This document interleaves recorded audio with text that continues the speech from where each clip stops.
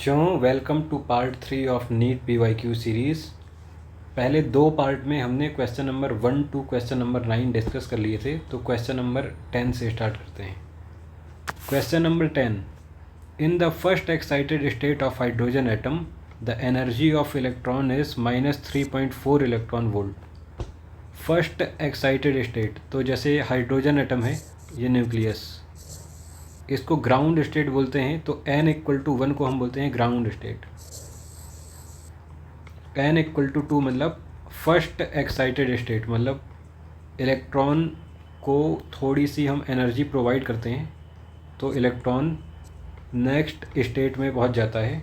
n=2, इसको हम बोलते हैं first excited state. Energy equal to -3.4 electron volt, इसकी एनर्जी होती है -13.6 इलेक्ट्रॉन वोल्ट और इसकी एनर्जी होती है -13.6 Z²/n²।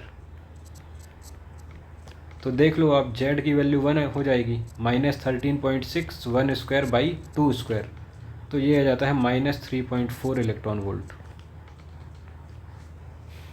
तो सेकंड स्टेट की बात कर रहा है। The radial distance of electron from hydrogen nucleus in this case is approximately।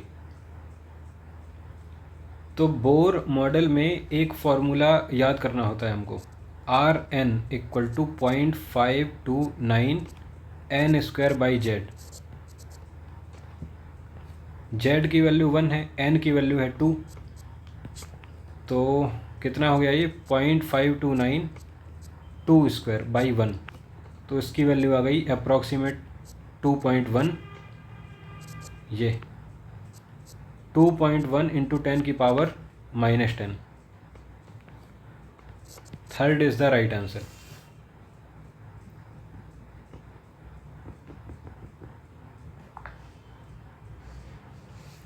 तो ये भी आसान सवाल ही लगा। यदि फॉर्मूला आपको पता है तो आप ये सवाल बड़ी आसानी से कर सकते हो।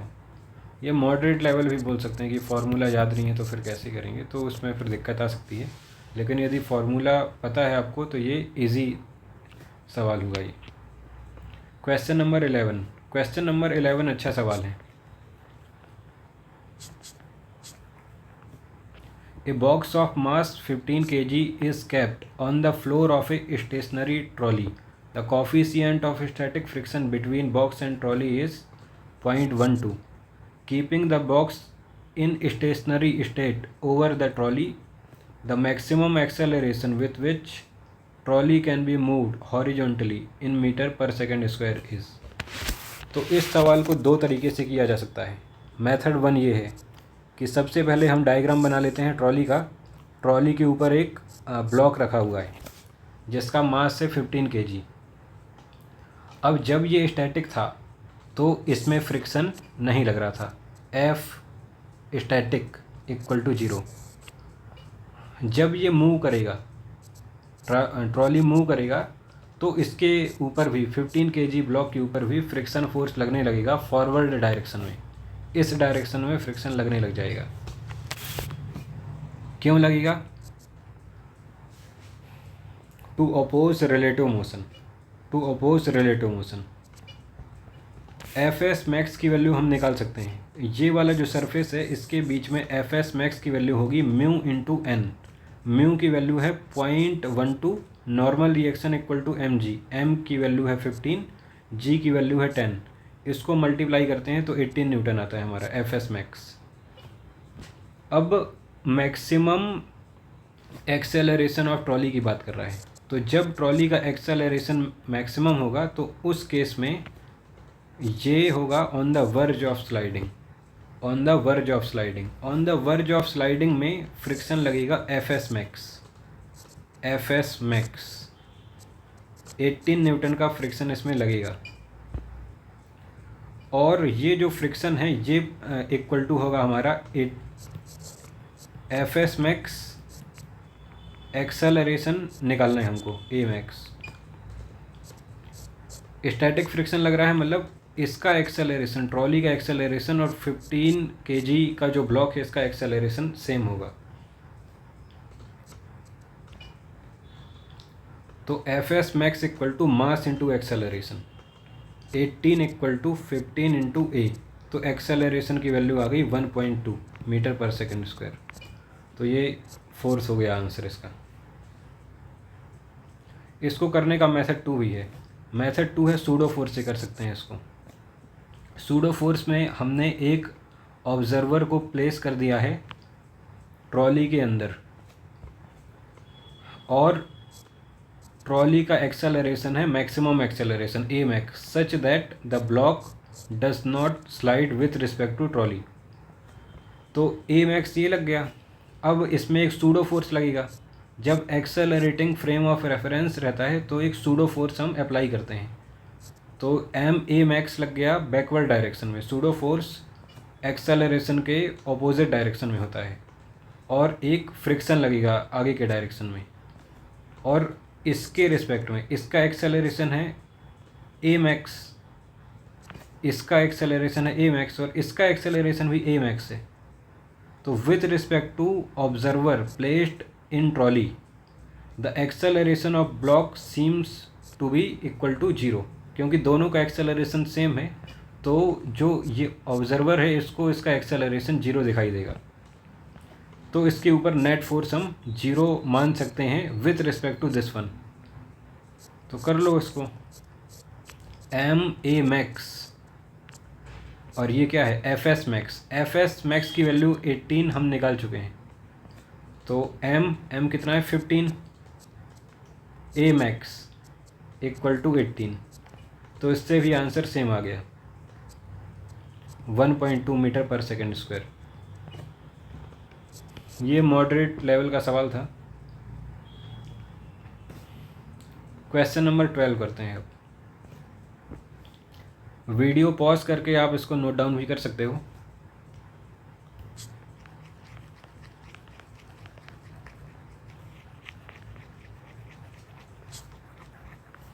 क्वेश्चन नंबर 12, इसमें एक डायग्राम गिवन है, C1 C2 C3 C4 की वैल्यू गिवन है, C5 गिवन है, और हमको निकालना है C इफेक्टिव इक्विवेलेंट कैपेसिटेंस निकालना है, और चार्जेस ऑन ईच कैपेसिटर निकालना है। तो C इफेक्टिव तो निकाल सकते हैं, ये 10 है, ये 10 है, ये भी 10 है, ये भी 10 है। ये चारों सीरीज़ में है और चारों का कैपेसिटेंस सेम है, तो ऊपर वाली ब्रांच का हो जाएगा 10 डिवाइड बाई 4, 2.5 म्यू एफ हो जाएगा ऊपर वाले का।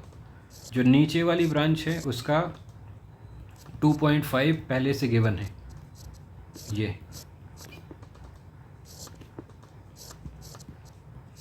15 वोल्ट,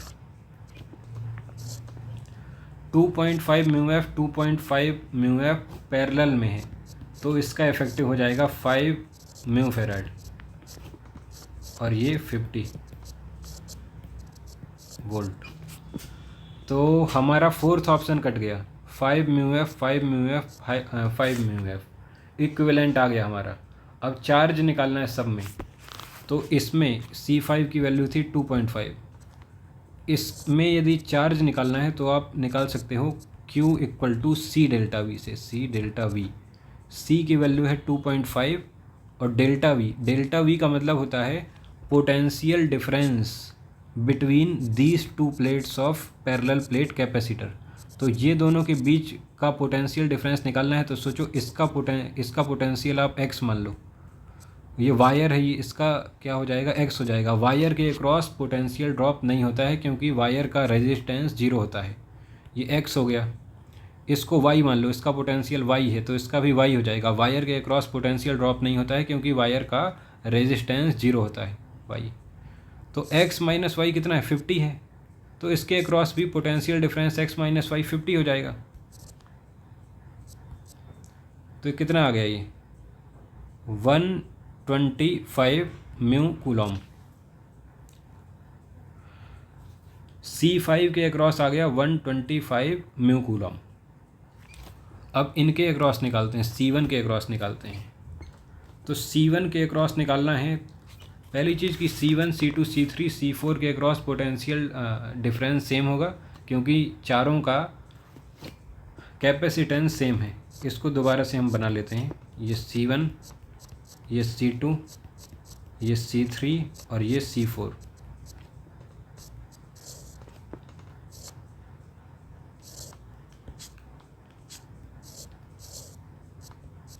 ये C5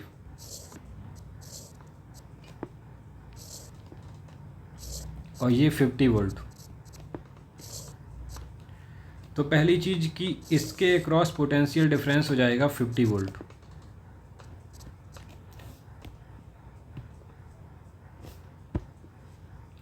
C1, C2, C3, C4 equal है, तो इसके across potential difference suppose V0 है, इसके अक्रॉस भी पोटेंशियल डिफरेंस V0 ही होगा, क्योंकि C1 C2 इक्वल है। इसके अक्रॉस भी पोटेंशियल डिफरेंस V0 होगा, इसके अक्रॉस भी पोटेंशियल डिफरेंस V0 होगा। V0 plus V0 plus V0 plus V0, 4V0 equal to 50, 4V0 equal to 50। तो V0 का वैल्यू आ गया 12.5 वोल्ट। ये 12.5 वोल्ट आ गया। अब चार्ज अक्रॉस C1 निकालना है। Charge across C1 equal to C delta V। C1 की वैल्यू है 10 μF, 10 μF और डेल्टा V की वैल्यू है 12.5।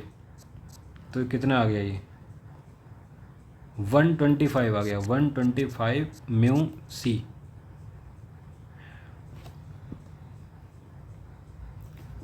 तो 125 μC इसके अक्रॉस भी आया था और इसके अक्रॉस भी कितना आ रहा है 125 μC, और बाकी के अक्रॉस भी 125 μC ही आ रहा है। तो इसका आंसर हो जाएगा ये 5th। इसका आंसर हो जाएगा ऑप्शन 2। जनरली ऐसे सवालों में चार्ज इसके अक्रॉस अलग आएगा और इन चारों के अक्रॉस सेम आएगा, लेकिन ये और ये सेम हो गया है, तो ये कोइंसिडेंट है क्वेश्चन का, कि ऐसा सवाल फ्रेम कर दिया गया कि इसके अक्रॉस और इसके अक्रॉस चार्ज सेम आ गया। हमेशा सेम नहीं आएगा, जनरली अलग ही आता है।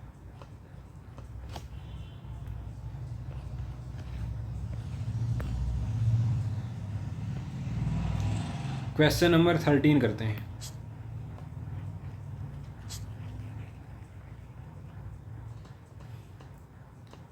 Question number 13, the amount of work done to raise a mass m from the surface of earth to a height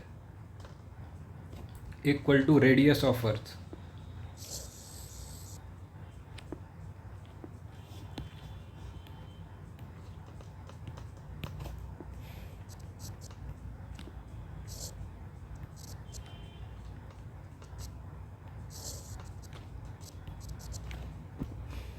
तो देखो, वर्क डन निकालने की दो मेथड हैं। मेथड 1 इंटीग्रेशन, इंटीग्रेशन में लगेगा टाइम, और मेथड 2 है work done by external force is equal to change in potential energy. Work done by external force equal to change in potential energy.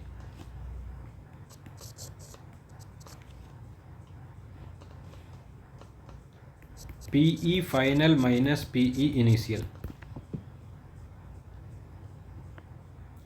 PE final आपको लिखना है, तो आप कैसे लिखोगे? ग्रेविटेशनल पोटेंशियल एनर्जी होता है minus G M M by ये टोटल डिस्टेंस हो जाएगा 2r minus G M M, initial में डिस्टेंस हो जाएगा r। तो क्या आ गया ये G M M by R minus G M M by 2r। तो ये आ गया G M M by 2r।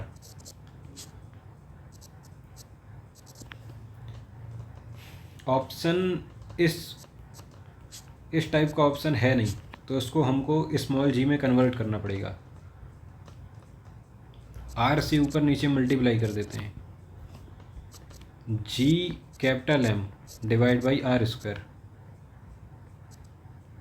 M R by 2 ये m क्या है, मास ऑफ द ब्लॉक, और ये कैपिटल M है mass of earth. Gm/r², g होता है, g 9.8 होता है जिसका वैल्यू, तो ये आ गया Gm/r/2, ये आ गया फोर्थ ऑप्शन। ये मॉडरेट लेवल का सवाल था, इसको करने में 60 to 80 सेकेंड लग सकता है। क्वेश्चन नंबर 15 देखते हैं।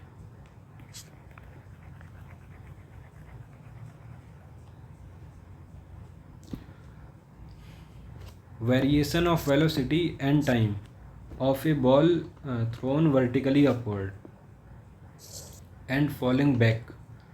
तो बॉल को वर्टिकली अपवर्ड हम प्रोजेक्ट करते हैं, ऊपर जाती है बॉल, फिर यहाँ उसका वेलोसिटी 0 हो जाएगा, उसके बाद बॉल वापस आने लग जाएगी ऐसे।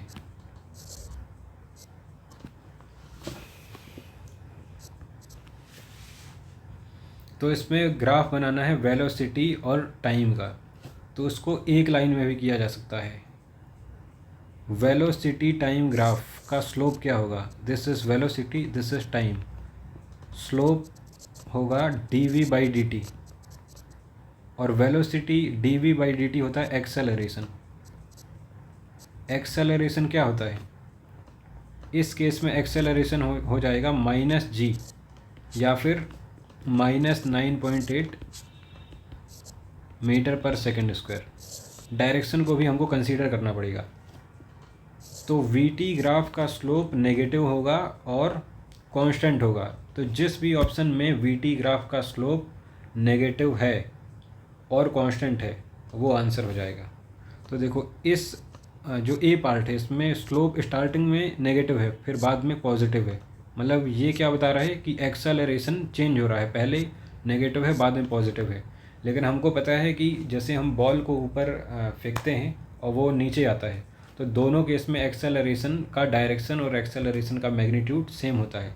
तो ये ऑप्शन हट गया, ये ऑप्शन भी हट गया, ये आंसर आ गया। तो सी इज़ द राइट आंसर। ये भी इजी क्वेश्चन था, 30 to 40 सेकंड में इसको किया जा सकता था।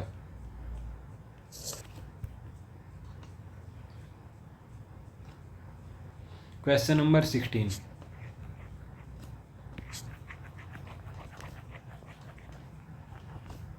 The sum of kinetic energy and potential energy of a simple pendulum bob is equal to 0.02 joule.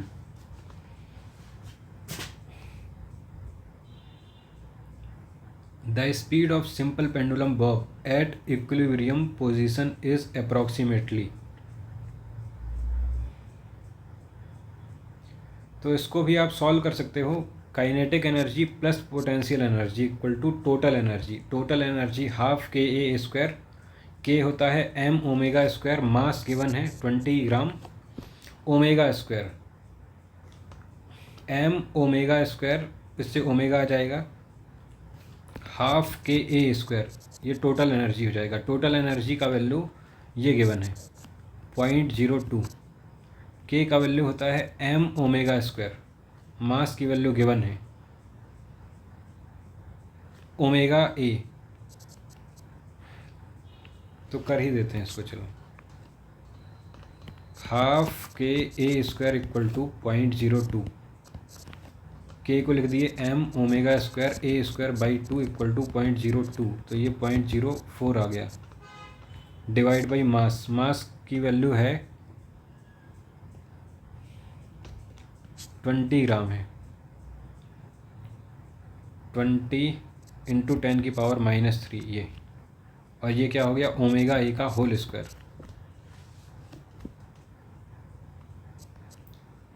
ये हो जाएगा 40/20 ⍵A का होल स्क्वायर। तो ⍵A की वैल्यू आ गई √2, और √2 की अप्रॉक्सीमेट वैल्यू होती है 1.41। ये second is the right answer.